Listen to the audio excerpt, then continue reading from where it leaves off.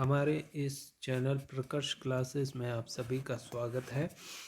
इस वीडियो में हम प्रबंध और प्रशासन से संबंधित कुछ पारिभाषिक शब्दावली के ऊपर डिस्कस करेंगे। कुछ ऐसे टर्म देखेंगे जो प्रबंध और प्रशासन के कार्यों को रिफ्लेक्ट करते हैं। तो आइए देखते हैं। सबसे पहले निर्णयन। निर्णयन का क्या अर्थ होता है ये देखने का हम प्रयास करेंगे। तो निर्णयन का क्या अर्थ है, देखिए, कार्य करने के विभिन्न विकल्पों में से सर्वोत्तम विकल्प का चयन करना जिसके न्यूनतम लागत पर अधिकतम परिणाम निकले। यह निर्णयन की परिभाषा है। निर्णयन में क्या होता है? डिसीजन मेकिंग है। निर्णय अलग है। निर्णयन का प्रोडक्ट है, रिजल्ट है निर्णयन का। लेकिन हम निर्णयन की जो प्रक्रिया उसको देख रहे हैं। आपके निर्णयन की प्रक्रिया क्या होती है कि आपके सामने कोई समस्या आई या कोई आपको कार्य करना है और उस कार्य को करने के बहुत सारे विकल्प है।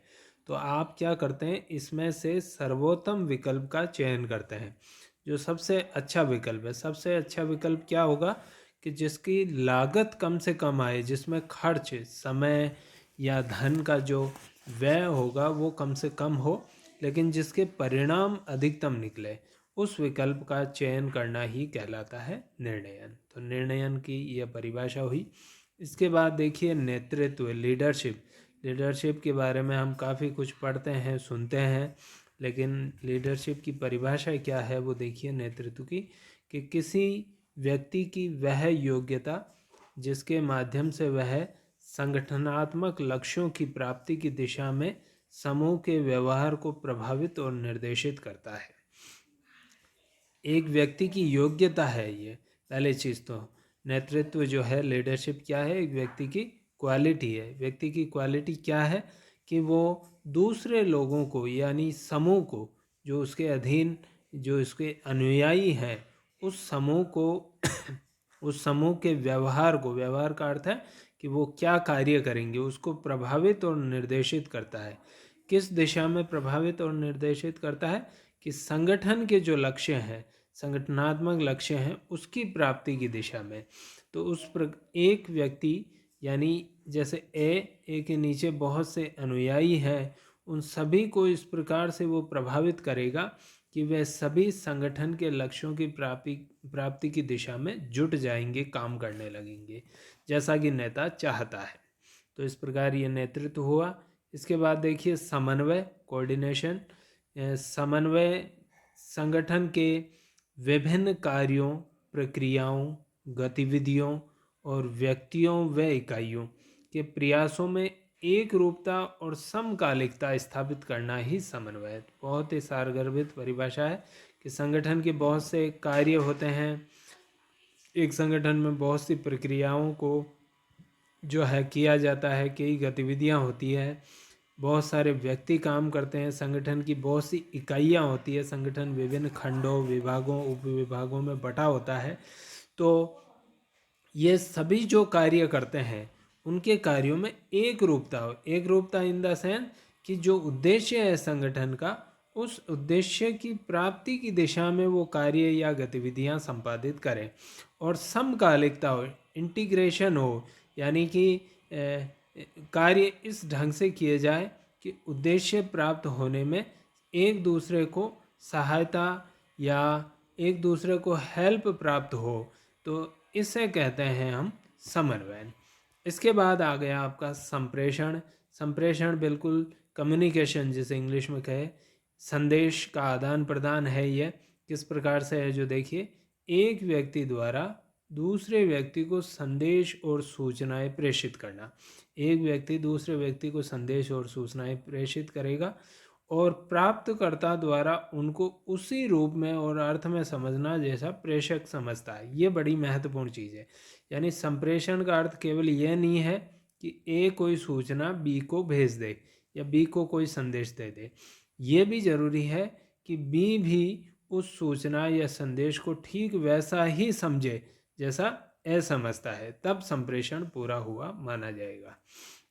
फिर इसके बाद आता है आपका नियोजन, यानी कि प्लानिंग।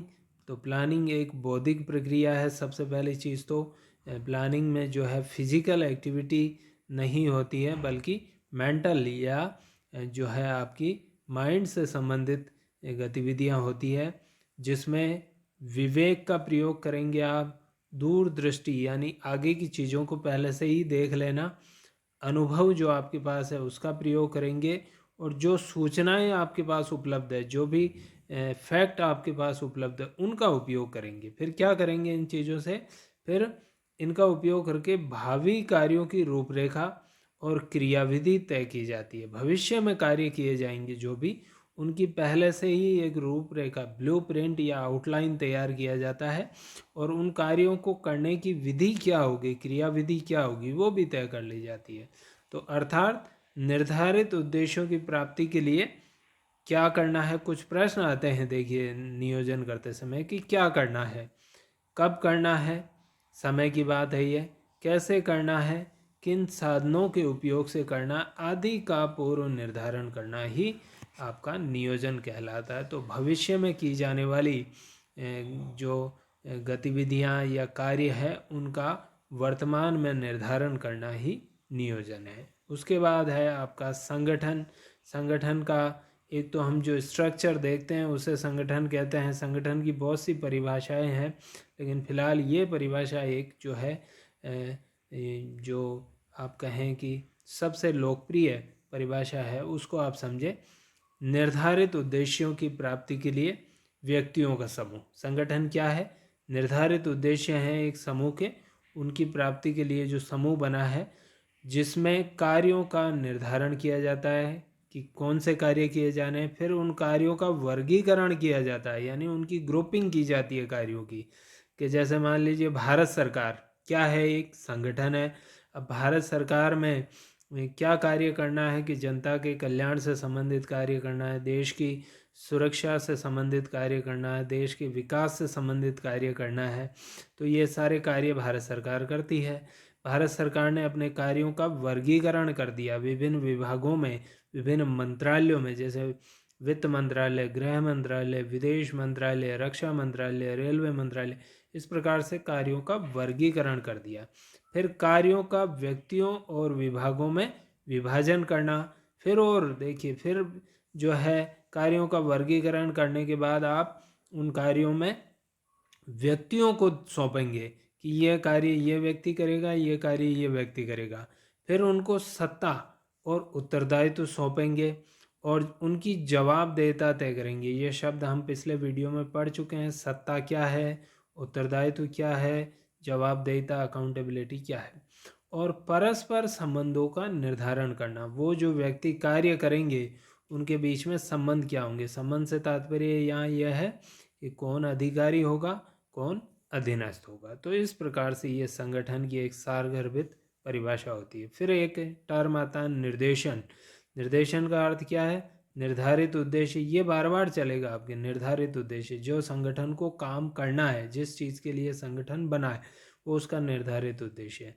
तो निर्धारित उद्देश्य की प्राप्ति के लिए अधीनस्थों को आदेश निर्देश देना, उनका मार्गदर्शन करना, उनको नेतृत्व प्रदान करना, उनको अभिप्रेरित करना। अभिप्रेरित करने का मतलब है कि वो कार्य करने के लिए तत्पर हो जाए, और उनके कार्यों का पर्यवेक्षण करना, सुपरविजन करना, यह देखना कि जो आदेश निर्देश दिए गए हैं उसके अनुसार कार्य हो रहा है या नहीं हो रहा है। तो निर्देशन जो है अपने आप में बहुत से कार्यों का योग है। वो कार्य कौन कौन से हो गए, आदेश निर्देश देना, मार्गदर्शन यानी गाइड करना कि ऐसे कीजिए, ऐसे कीजिए, ऐसे कीजिए।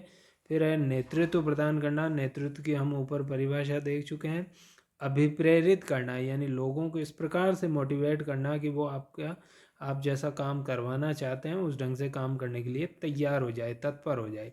और पर्यवेक्षण करना, पर्यवेक्षण यानी सुपरविजन, जिसका सिंपल अर्थ है कि एक अधिकारी ए बी के कार्यों को देखेगा कि वो जो मैंने आदेश दिए हैं उसके अकॉर्डिंग हो रहा है या नहीं हो रहा है। ऐसा ही कुछ नियंत्रण की परिभाषा है। तो नियंत्रण लास्ट में देख लेते हैं। निर्धारित उद्देश्यों की प्राप्ति के लिए प्रमापों का निर्धारण करना, ये बड़ी महत्वपूर्ण बात है। पहला स्टैंडर्ड तय कर लीजिए। स्टैंडर्ड तय करने का अर्थ है, जैसे मान लीजिए एक सुपरवाइज़र अपने लेबर से या एक फोरमैन अपने लेबर से कोई काम करवाना चाहता है तो पहले तय कर ले कि एक घंटे में जैसे मान लीजिए 1 घंटे में 10 इकाइयाँ बनाएगा। तो ये आपका तय हो गया प्रमाप स्टैंडर्ड कि 1 घंटे में एक लेबर को कितनी इकाइयाँ बनानी है, 10। ये प्रमाप तय हो गया, पहले से ही पैमाना या खाका तय हो गया। फिर उनको आदेश निर्देश जैसा कि निर्देशन में दिया जाता है, मार्गदर्शन कर दिया जाता है, नेतृत्व सब कर दिया जाता है।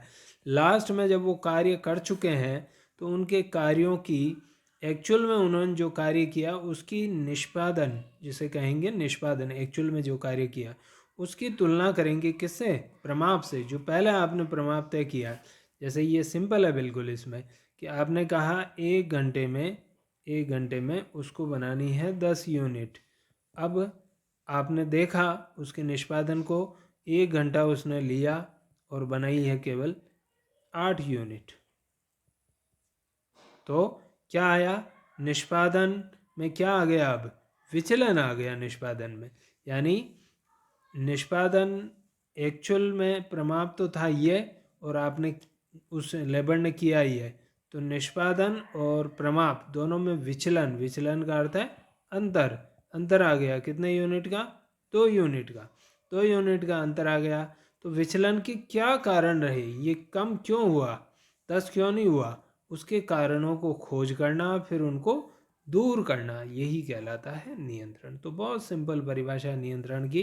क्या देखेंगे नियंत्रण में हम, पहले से प्रमाप, फिर तुलना करेंगे एक्चुअल की और प्रमाप की। प्रमाप जो आपने प्लान बनाया है, जो योजना बना के कहा है कि ये कीजिए, तुलना करेंगे, तुलना के बाद आपको क्या ज्ञात होगा, विचलन ज्ञात होगा। विचलन का अर्थ क्या हुआ, अंतर, और अंतर से फिर क्या खोजेंगे आप, कारण, कि क्या कारण है, क्या उसको समय पर पूरा कच्चा माल नहीं मिला, या विद्युत नहीं आ रही थी, क्या कारण है, या वो काम करने में जो है सही नहीं है, जो भी कारण है, फिर उन कारणों को दूर करना ताकि अगली बार ऐसा न हो पाए, यह कहलाता है नियंत्रण।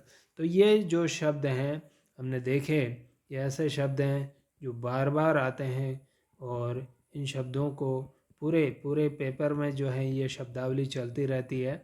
इसलिए मैंने ये एक अलग वीडियो बनाया है ताकि आप एक साथ इन सभी शब्दों के अर्थ याद कर सकें। और इन पे परीक्षाओं में भी प्रश्न पूछे जाते हैं अलग से, छोटे छोटे जो प्रश्न आते हैं 15 शब्दों 20 शब्दों के, वो इस पे पूछे हैं। तो उम्मीद करता हूँ आपको ये वीडियो पसंद आया होगा, अच्छा लगा होगा।